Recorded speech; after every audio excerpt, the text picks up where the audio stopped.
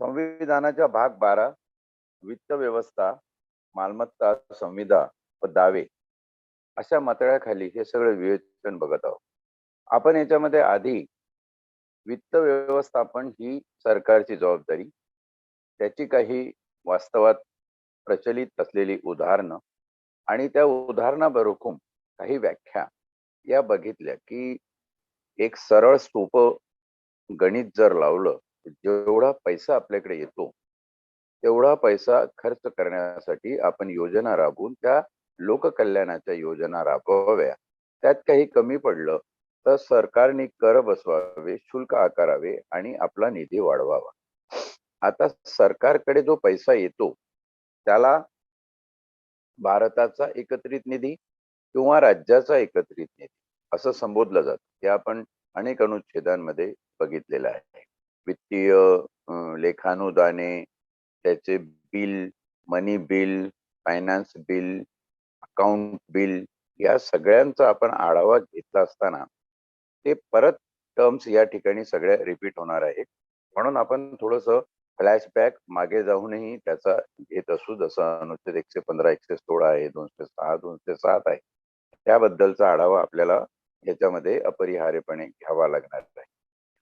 आत्ताचा जो अनुच्छेद 266 आहे त्याच्यामध्ये आपण भारताचा एकत्रित निधी म्हणजे public account fund of India आणि राज्यांचा एकत्रित निधी म्हणजे public account fund of state, या दोन संकल्पना काय आहे आणि याच्यामध्ये कुठून पैसा येतो आणि तो कसा उभा केला जातो, किंबहुना कुठकुठल्या सोर्सेस मधून जमा झालेला पैसा अशा फंडामध्ये एकत्रित केला जातो आणि त्याला भारताचा एकत्रित निधी असं संबोधलं जातं. त्याबाबतचं प्रोव्हिजन पाहणार आहोत.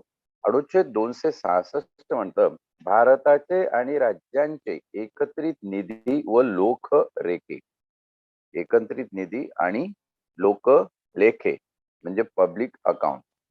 अनुच्छेद 267च्या तरतुदीना 267 याच्या पुढचा अनुच्छेद आहे, त्याच्यामध्ये आपण ही तरतूद बघणार आहोत.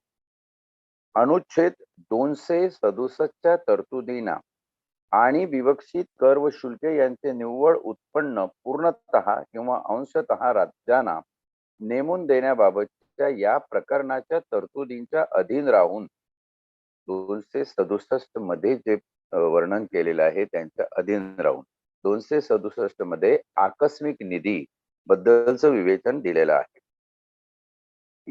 प्रकरणाच्या तरतुदींना अधीन राहून भारत सरकारला मिळालेला सर्व महसूल त्या सरकारचे राजकोषपत्रे,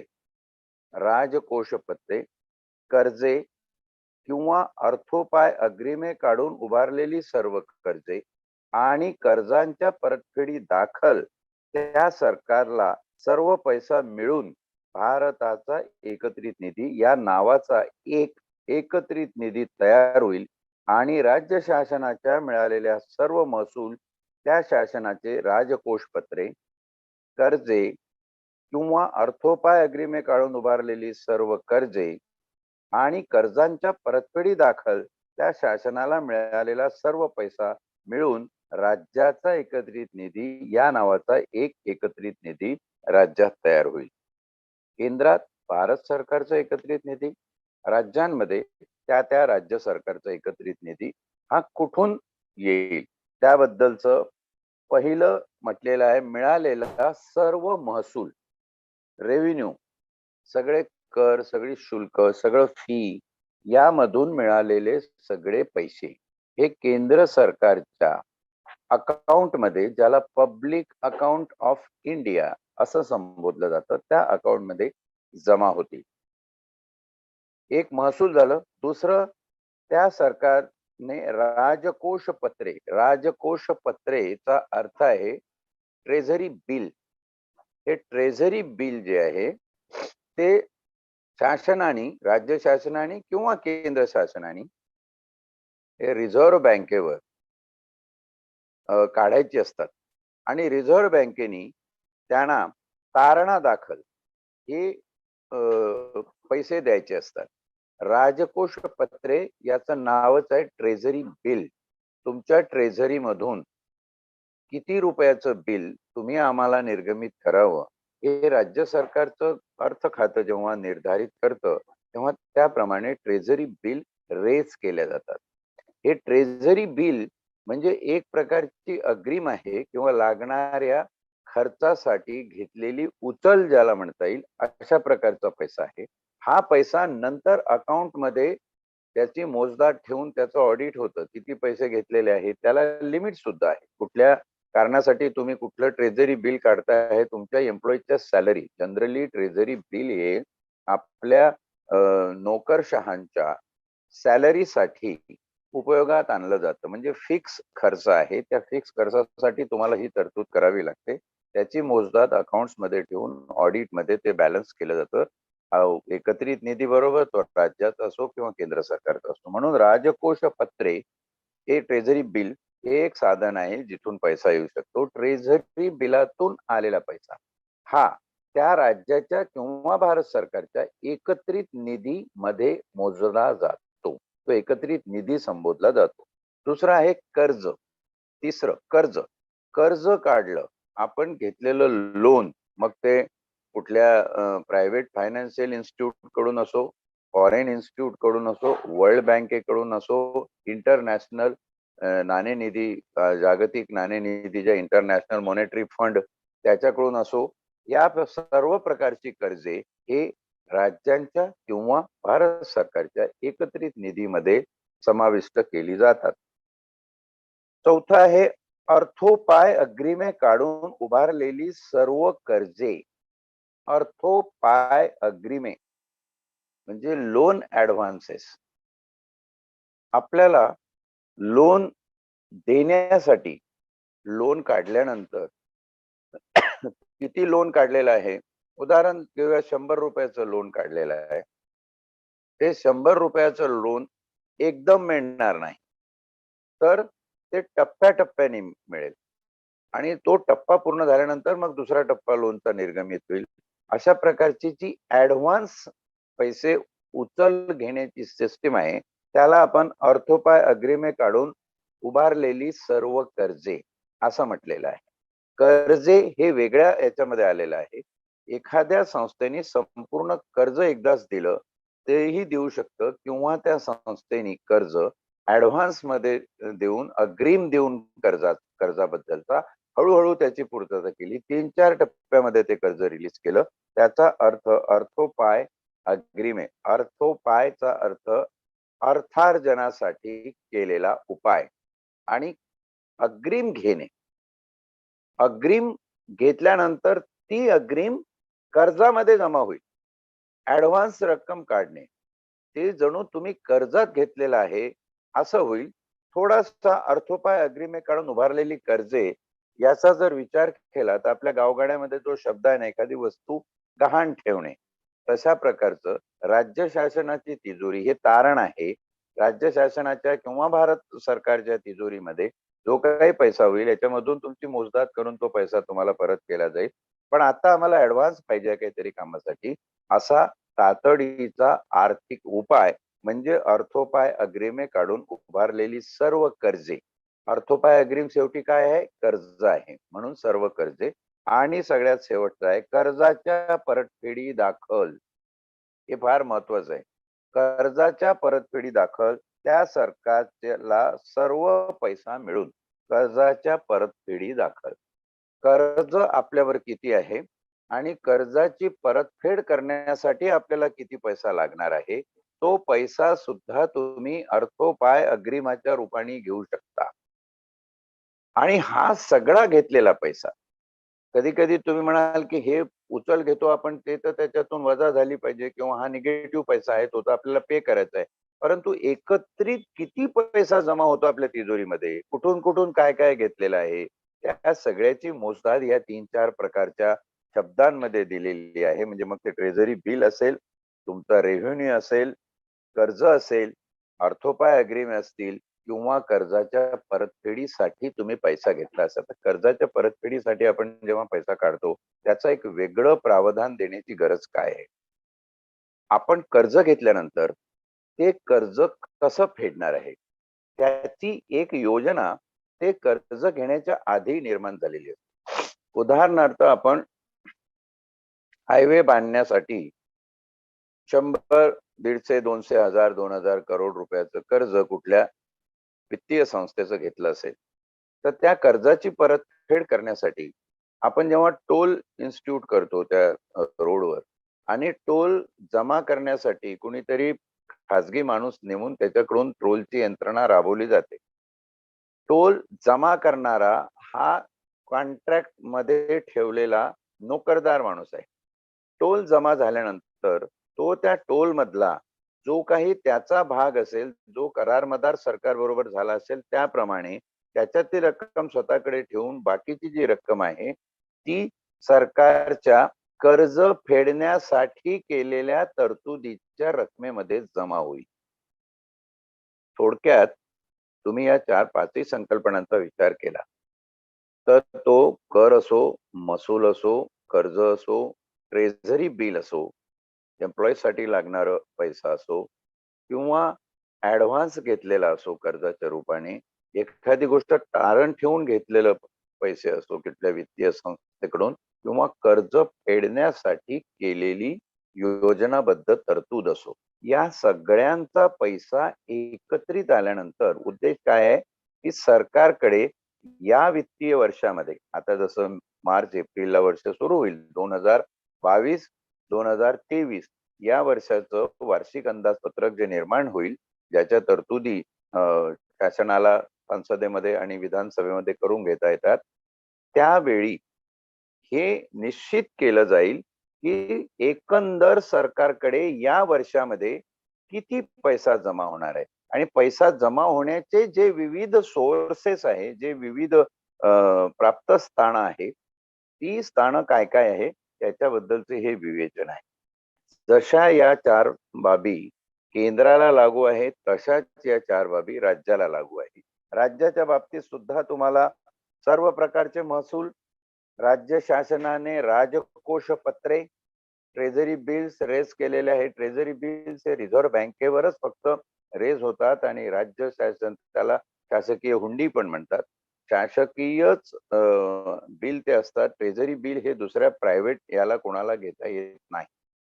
राजकोष पत्रे, कर्जे, अर्थोपाय अग्रीमेंट काढून उभारलेली सर्व कर्जे आणि कर्जाच्या परतफेडी दाखल केलेली तरतूद त्या शासनाला असा सगळा पैसा मिळून जो होईल तो राज्याचा किंवा भारत सरकारचा एकत्रित निधी या नावाने ओळखला जाईल. त्याचं नाव आहे पब्लिक अकाउंट्स ऑफ इंडिया आणि पब्लिक अकाउंट्स ऑफ स्टेट. उदाहरणार्थ public accounts of state of Maharashtra, public accounts of Karnataka, public account of Andhra, अशा प्रकारे प्रत्येक राज्याचा एक पब्लिक अकाउंट असेल आणि त्या अकाउंट मध्ये हा सगळा पैसा जमा झाला आहे. मुख्य काय की आपण जेव्हा घर चालवतो तेव्हा घरामध्ये किती बाजूनी पैसा येतो, घराचं जेव्हा बजेट आपण वर्कआउट करतो, वडिलांचं पेन्शन आहे, आईला पेन्शन मिळतं, तो पैसा, मुलगा नोकरीला आहे त्याचा किती पैसा कट कुट होऊन सीपीसी काय कॉस्ट टू कंपनी, सीओसी वगैरे सोडून जाऊन किती पैसे त्याला हातात मिळतात, तो पैसा एकत्रित किती सोर्सेसनी कुठल्या घराचं भाडं येतं आपल्याला, कुठला आपला व्यवसाय चालतो, कुठे गाडी आपण चालवतो, किंवा एखादं हॉटेल आहे, दुकान आहे, त्याच्यातून आपल्याला किती मिळतं, ही सगळी मिळकत आपण जमा करतो. लागत त्याला किती लागते त्याचा विचार आपण नंतर अकाउंट्स मांडताना करत असतो, पण एकत्रित आपल्याला या वर्षामध्ये किती पैसा आपल्याकडे जमा होऊ शकतो याचं अंदाजपत्रक, वित्तीय अंदाजपत्रक म्हणजे तुमच्या राज्याचा एकत्रित निधी किंवा भारत सरकारचा एकत्रित निधी, अशा रीतीने आपण हे संबोधलेलं आहे. मग एकदा हा पैसा जमा झाला की त्याचं वितरण, त्याचा विनियोग, तो कुठे कसा खर्च करायचा, त्याच्या योजना कशा राबवायच्या, या प्रकारचं निदान हे शासनाचं आणि प्रशासनाचं एकत्रित मिळून केलेलं काम आहे. त्याच्याबद्दलच्या सुद्धा तरतुदी आपण पुढे बघणार आहोत. समभाग 2 अनुच्छेद 266 चा पुढे असं म्हणतो, हा समभाग 1 आपण बघितला, भारताचा एकत्रित निधी आणि राज्याचा एकत्रित निधी.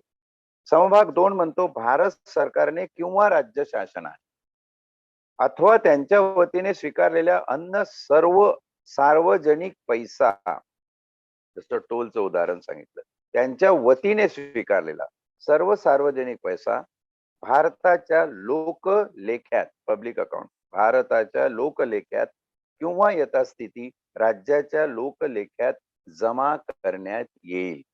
तो पैसा इतर कुठेही जाता कामा नये.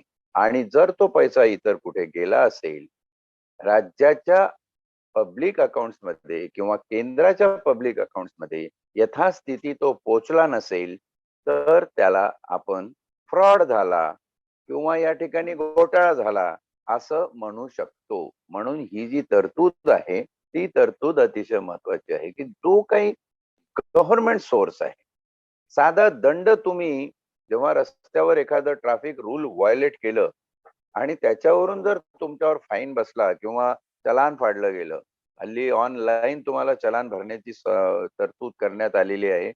फार चांगला महसूल याच्यातून उभा होतोय. कधी कधी त्याच्यावर टीकाही होते, पण एका दृष्टीनं ते चांगलं आहे. माझ्याकडे परवा काही लोक तक्रारी घेऊन आले, त्यांनी पेपरची काही कात्रणं दाखवली. आपण निधीबद्दल बोलतो आहे, पण हे उदाहरण साध्यत आहे म्हणून समजून घेणं आवश्यक आहे. की ते म्हणाले की महिनाभर आमची गाडी कुठल्या रोडवर चालली आम्हाला माहित नाही, ड्रायव्हर गाडी घेऊन जात होता.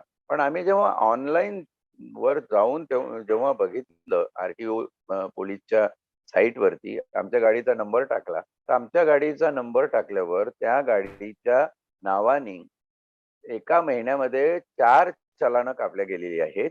एकाला 2,000 दंड आकारलाय, एकाला ₹200 आकारलाय आणि बाकी याला हजार रुपये आकारलेला आहे.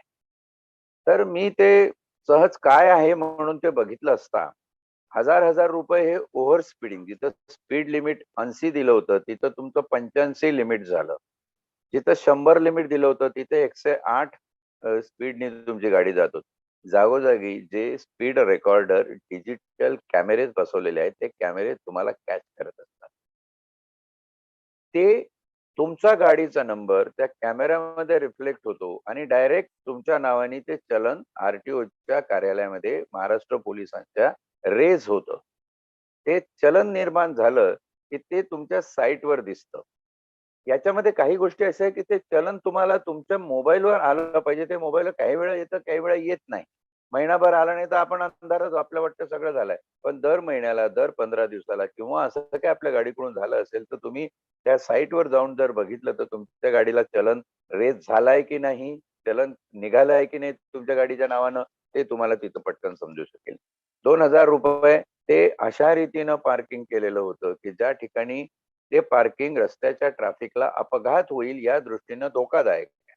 आणि ₹200 नो पार्किंग मध्ये गाडी लावली होती. ते असतं ना सम आणि विषम, काही तारखांना इकडे काही तारखांना तिकडे, ते चुकून त्या तारखेला गाडी इकडे राहिली तर ट्रॅफिकचे पोलीस रस्त्याने फिरून तुमच्या गाडीचे फोटो जे काढतात, ते फोटो तिथे सीसीटीव्हीची सोय नसते. आपल्याला वाटतं की सीसीटीव्ही इथं नाहीये, चालून जाईल, पण ते फोटो काढतात. मुद्दा असा आहे सांगण्याचा, की हा जो फंड आहे, तो फंड ₹3,200 ₹4,200 त्याला भरणं भाग आहे. आणि त्याला हे कळालेलं नाही, जोपर्यंत तो त्या साईटवर जात नाही. आता हे जे पैसे भरले जातात, ते पैसे गव्हर्नमेंटच्या डायरेक्ट साईटवर जमा होतात.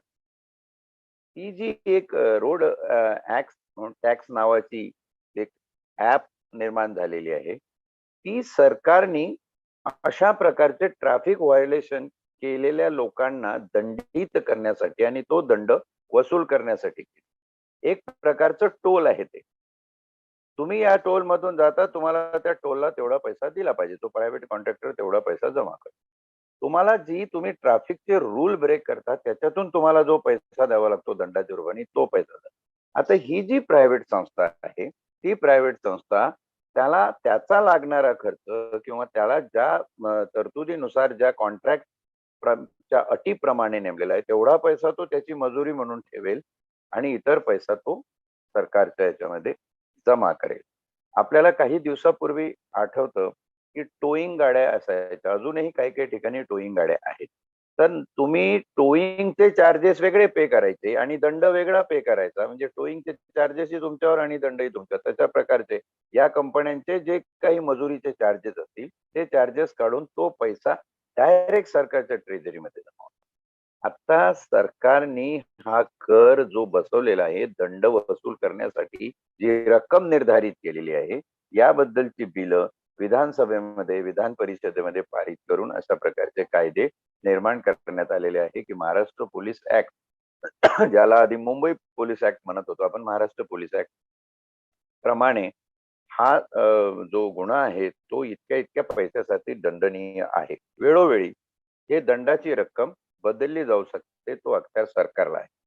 म्हणजे एक प्रकारे महसुलाच्या माध्यमातून सरकारकडे हा पैसा जमा होतो. आता याच्यामध्ये जे लोक तक्रार घेऊन आले होते त्यांचे दोन ऑब्जेक्शन होते मुळात.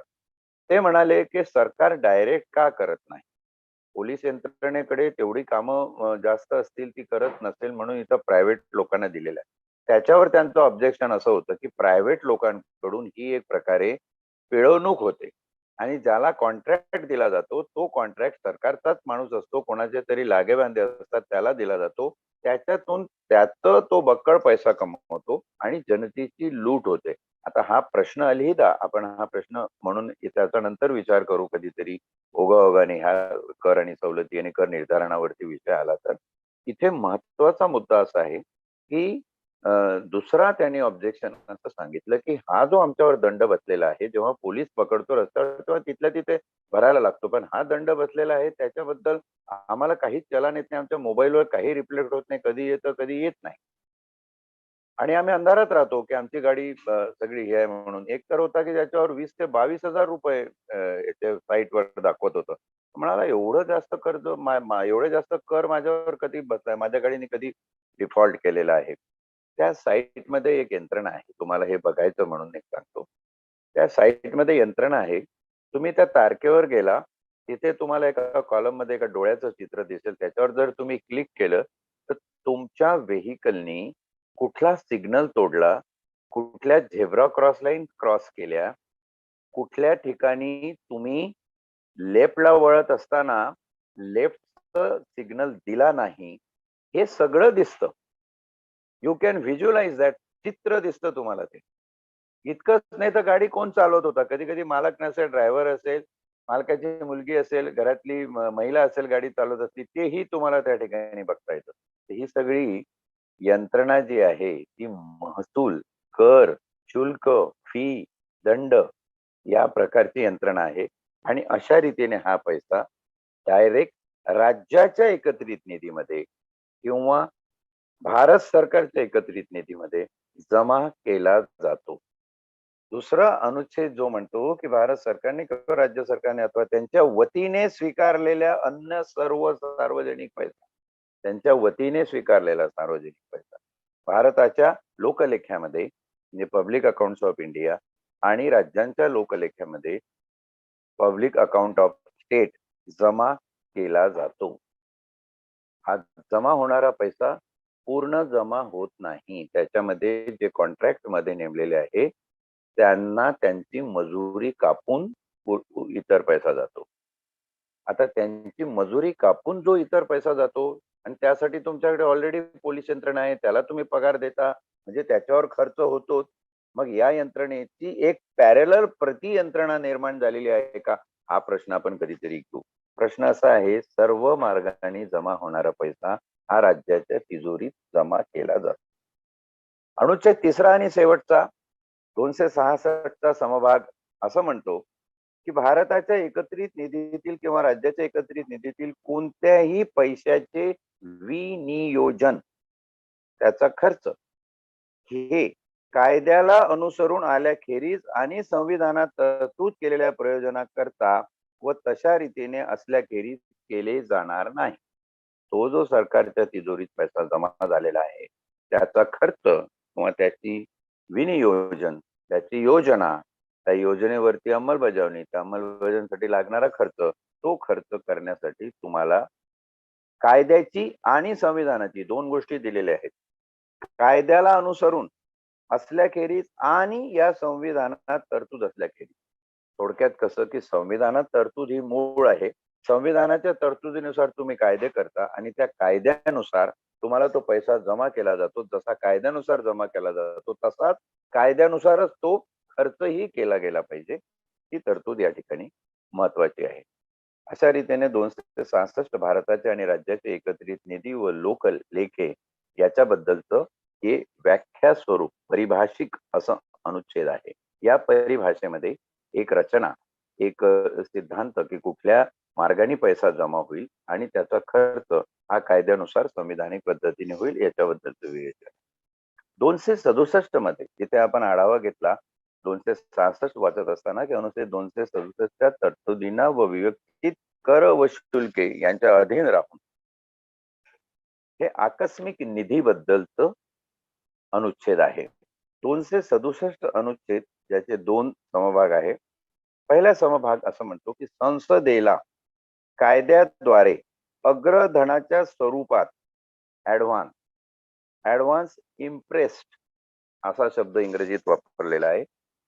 अग्रधनाच्या स्वरूपात संसदेला कायद्याद्वारे अग्रधनाच्या स्वरूपात भारताचा एकत्रित निधी या नावाचा एक आकस्मिक निधी स्थापन करता येईल.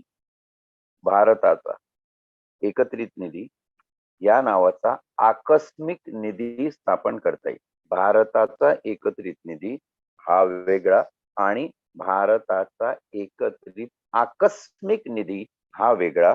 तो ऍडव्हान्स स्वरूपात, त्याचं स्वरूप काय आहे? अग्रधनाच्या स्वरूपात.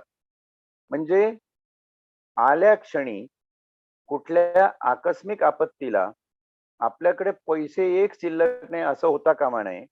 म्हणून हा जो पैसा आहे तो इतर कुठल्या बाबतीत रुटीन पद्धतीने खर्च न करता त्याला एक वेगळं अकाउंट आणि वेगळी तिजोरी निर्माण केली की तो पैसा त्या ठिकाणी जमा होईल. त्याला म्हणणार आकस्मिक निधी.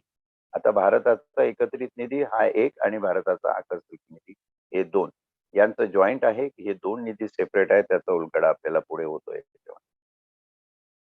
एक आकस्मिक निधी स्थापन करता येईल व त्या निधीत अशा कायद्याद्वारे निर्धारित केल्या जातील अशा रकमा वेळोवेळी भरल्या जातील आणि अनपेक्षित खर्च भागविण्यासाठी अनुच्छेद 115 किंवा अनुच्छेद 116 अन्वये संसदेकडून कायद्याद्वारे असा खर्च प्राधिकृत होईपर्यंत अशा निधीतून अग्रिमे देणे राष्ट्रपती शक्य व्हावे याकरता उक्त निधी विनियोगासाठी त्याला उपलब्ध राहील. हा निधी आकस्मिक निधी हा फक्त आणि फक्त राष्ट्रपतीला उपलब्ध राहील आणि राष्ट्रपती आपल्या सहीनी त्याच्यातून ऍडव्हान्स दिल्याशिवाय ते ऍडव्हान्स कोणाला दिले जाणार नाही. मग ते केंद्र शासनाच्या याच्यातले असो की राज्य शासनाच्या याच्यातले. आता इथे उल्लेख आहे अनुच्छेद 115 आणि 116. आपल्याला आठवत असेल अनुच्छेद 115 आणि 116 आपण जेव्हा बघितलं तेव्हा अनुच्छेद 115 मध्ये पूरक अतिरिक्त अधिकची अनुदाने ज्याला सप्लिमेंटरी ऍडिशनल किंवा एक्सेस बिल आपण म्हटलेलं आहे. पूरक अनुदाने, अतिरिक्त अनुदाने आणि अधिकची अनुदाने. एखाद्या राज्यामध्ये जसं मध्यंतरी पुराचा फटका बसल्यानंतर गुजरातला पंतप्रधान मोदी साहेबांनी भेट दिली आणि तिथे 1000 करोडचं पॅकेज दिलं. हे जे पॅकेज देणं आहे अर्थात राष्ट्रपती देतो म्हणजे राष्ट्रपती हा केंद्र सरकारच्या केंद्रीय मंत्रिमंडळाच्या सल्ल्यानुसार देतो. पण राष्ट्रपतीची सही आवश्यक आहे. कुणीतरी जबाबदार व्यक्तीने ते करावं. त्यासाठी ती जबाबदारी अर्थातच राष्ट्रपतीकडे दिलेली आहे. देशाचे प्रमुख कार्यकारी अधिकारी म्हणून तो त्यांचा अधिकार आहे. पूरक अतिरिक्त आणि अधिकची देयके बिले ही देण्यासाठी आपल्याला 115 मध्ये तरतूद दिलेली आहे. आता ही 115 मधली तरतूद ही कशा बरोबर जोडलेली आहे? आकस्मिक निधी बरोबर जोडली. म्हणजे 115 अनुच्छेदामध्ये जी काही पूरक अतिरिक्त आणि एक्सेसिव्ह सप्लिमेंटरी ऍडिशनल आणि अधिकची अनुदाने जी सांगितलेली आहे त्यातला पैसा हा आकस्मिक निधीतून वापरला जाईल. 116 काय म्हणाले? 116 म्हणतं लेखानुदाने, प्रत्ययानुदाने व अपवादात्मक अनुदाने. म्हणजे अकाउंट एक्सपेन्सेस, क्रेडिट एक्सपेन्सेस आणि एक्सेप्शनल ग्रँट. क्रेडिट ही प्रक्रिया राबवण्यासाठी, डेबिट ही प्रक्रिया राबवण्यासाठी जे अकाउंटचे एक्सपेन्सेस होतात, जो काही खर्च होतो त्या खर्चाची तरतूद ही आकस्मिक निधीमधून केली जाते. त्याशिवाय एखाद्या वेळी एखादं अपवादात्मक मदत, आर्थिक मदत कुठल्या देशाला, कुठल्या राज्याला करायची आहे आणि त्याप्रमाणे एखाद्या भागामध्ये एखादी गोष्ट घडली असता तिथे अशी मदत जाणं आवश्यक आहे, त्याला आपण अपवादात्मक मदत म्हणतो. तर 115 आणि 116 त्याच्यामध्ये आपल्याला पूरक, अतिरिक्त आणि अधिकची अनुदाने आणि लेखानुदाने म्हणजे अकाउंटवर होणारा खर्च, प्रत्ययानुदाने म्हणजे क्रेडिट एक्सपेन्सेस आणि अपवादात्मक परिस्थितीमध्ये उद्भवणारा खर्च, हे सगळे खर्च आकस्मिक निधीमधून वेळोवेळी पारित केले जातात. हा समभाग 1 अनुच्छेद 267, त्यानंतर समभाग 2 हा राज्याबद्दलचं भाष्य करतो. ते सांगत असताना राज्य विधिमंडळाला कायद्याद्वारे, पहिल्या याच्यात काय आहे, संसदेला कायद्याद्वारे, दुसऱ्या समभागात राज्य मंडळाला कायद्याद्वारे अग्रधनाच्या स्वरूपात राज्याचा आकस्मिक निधी या नावाचा एक आकस्मिक निधी स्थापन करण्यात येईल व अशा कायद्याद्वारे निर्धारित केल्या जातील अशा रकमा त्यात वेळोवेळी भरल्या जातील आणि अनपेक्षित खर्च भागवण्यासाठी अनुच्छेद 205 आणि 206 अन्वये राज्य विधानमंडळाकडून कायद्याद्वारे असा खर्च प्रतिकृत होईल तोपर्यंत अशा निधीतून अग्रिमे देणे राज्यपालास शक्य व्हावे याकरता उक्त निधी विनियोगासाठी त्यांना उपलब्ध राहील. इथे एक महत्वाची बाब आपल्या लक्षात येते की राष्ट्रपती आणि राज्यपाल यांना प्रमुख केलेलं आहे. हे प्रमुख कसं केलंय की हा आकस्मिक निधी आहे. समजा एखादा आकस्मिक निधी ताबडतोब गरजेचा आहे, तिथं मदत, आर्थिक मदत देणं आवश्यक. अशा वेळी राष्ट्रपतीने आपल्या सहीने ते पैसे निर्गमित करायचे आकस्मिक निधी. मग त्यानंतर संसदेमध्ये त्याचा पाठपुरावा करून घेऊन तसे प्रस्ताव पारित करून ते ठराव मंजूर करून घ्यायचे. त्याचप्रमाणे राज्य विधानमंडळामध्ये अशा प्रकारचे ठराव मंजूर करून घ्यायचे, पण निधी आधी दिलेला आहे. ही एक तरतूद संविधानामध्ये फार आवश्यक केलेली आहे. समजा एखादी आकस्मिक मदत जाहीर करायची आहे किंवा तिथे आकस्मिक मदत द्यायची, समजा रेल्वेचा ऍक्सिडेंट झाला, 2 लाख रुपये मयताच्या नातेवाईकास दिले, 5 लाख रुपये मयताच्या नातेवाईकास दिले, एखादी घटना घडली त्या ठिकाणी काही पैसे शासन ताबडतोब डिक्लेअर करतं. ते पैसे ताबडतोब रिलीज होण्यासाठी म्हणून ही तरतूद आहे. जर त्याच्यावर आपण प्रक्रिया करत बसलो, प्रस्ताव पाठवले, ठराव मंजूर केला, बहुमताने एका सभागृहात झाला, तिथून तो दुसऱ्या वरिष्ठ सभागृहात गेला, तिथे मंजूर झाला, मग राज्यपालाची सही झाली, याला 5-6 महिन्याचा वेळ जातो. परंतु त्याच्या आधी जर अशी परिस्थिती निर्धारित झाली असते आणि म्हणून आकस्मिक निधीवर जे मंडळ, जी समिती काम करत असते, त्या समितीने तो निर्वाळा द्यायचा असतो की हो, याच्यामधून आपल्याला ताबडतोब एवढा पैसा देणं भाग आहे आणि तो दिला गेला पाहिजे. म्हणजे एखादा वेळ प्रसंग आल्यानंतर आपण घरच्या आकस्मिक एखादा माणूस पटकन काहीतरी हार्टचा प्रॉब्लेम झाला आणि आता 4-5 लाख रुपये भरायचे हॉस्पिटलमध्ये, कुठून तरी पटकन व्यवस्था करून भरून टाकतो, नंतर त्याची जमा खर्च आपण घरच्या हिशोबामध्ये घेत असतो. तशा प्रकारचा हा प्रघात संविधानामध्ये राज्य सरकारला त्याचा आर्थिक व्यवहार चालवण्यासाठी आणि केंद्र सरकारला त्याप्रमाणे त्यांच्या आर्थिक नीती चालवण्यासाठी निर्माण केल्या गेलेली आहे. थोडक्यात 206 आणि 207 हे जे अनुच्छेद आहेत ते जसे केंद्र सरकारसाठी 115 आणि 116 हे 2 अनुच्छेद आहे, ते 2 अनुच्छेद राज्य सरकारसाठी जसेच्या तसे संविधानामध्ये रिपीट करण्यात आलेले आहे. 206 आणि 207 मध्ये सुद्धा पूरक, अतिरिक्त आणि अधिकची अनुदाने आणि 207 मध्ये लेखानुदाने, प्रत्ययानुदाने व अपवादात्मक अनुदाने. 205, 206 हे 2 जे अनुच्छेद आहेत ते राज्यासाठी आणि 115, 116 हे 2 अनुच्छेद एक केंद्रासाठी. अशा प्रकारे आकस्मिक निधी आणि आकस्मिक निधीचा वापर कशासाठी होतो हे दिलेलं आहे. तंत्र बघा कसं आहे. सुरुवातीला तुम्हाला असं दिसेल की 115, 116 मध्ये व्याख्या निर्माण करण्यासाठी, त्यासाठी असं पैसा कुठून येईल त्याच्या तरतुदी तुम्हाला ह्या 266, 267 मध्ये दिसतात. आणि म्हणून 266 मध्ये 267 इन्क्लूड केलेला आहे. 267 मध्ये 115, 116 व 205, 206 हे अनुच्छेद या ठिकाणी विस्तृतपणे देऊन त्यांची माहिती दिलेली आहे की हा खर्च कुठून होईल, हा विनियोग तुम्हाला कसा करता येईल, याबद्दलचं हे विवेचन बघून आपण आज इथे विराम घेऊया. उद्या संघ राज्य आणि राज्य यांच्यामधील महसुलाचे वाटप हे नवीन प्रकरण आपण 268 अनुच्छेद हा उद्याच्या 3 जानेवारीला आपण घेऊया आणि त्यावेळेचं आपलं सलग पुष्प असेल 148. आपण फार शीघ्र गतीने, म्हणजे काळाच्या गतीने म्हणूया, दिवसाचे 24 तास काही आपल्याला कमी करता येत नाही. आपण फार शीघ्र गतीने 150 पुष्प, शतकोत्तर सुवर्ण पुष्प आपण साजरं करणार आहोत. त्या प्रोग्राम बद्दल माहिती यशवंत देईलच, परंतु मला आनंद या गोष्टीचा आहे की सलग 150 संविधानाची पारायण ज्या पद्धतीनं होत आली, त्या पद्धतीनं तुम्ही श्रोतृवर्गाने सहभाग दर्शवला, ज्या प्रकारचे प्रश्न तुम्ही विचारले, त्याच्यातून खऱ्या अर्थाने संविधानातले अर्थ, संविधानातल्या तरतुदी या जनसाधारणापर्यंत पोहोचण्यासाठी जी अनन्यसाधारण मदत झालेली आहे, त्यासाठी मी सर्व श्रोत्यांचा आणि तुम्हा सगळ्यांचा मनापासून आभार मानतो. आणि आजचा हे सत्र इथे संपवण्याच्या अनुमतीसह मी थांबतो. धन्यवाद.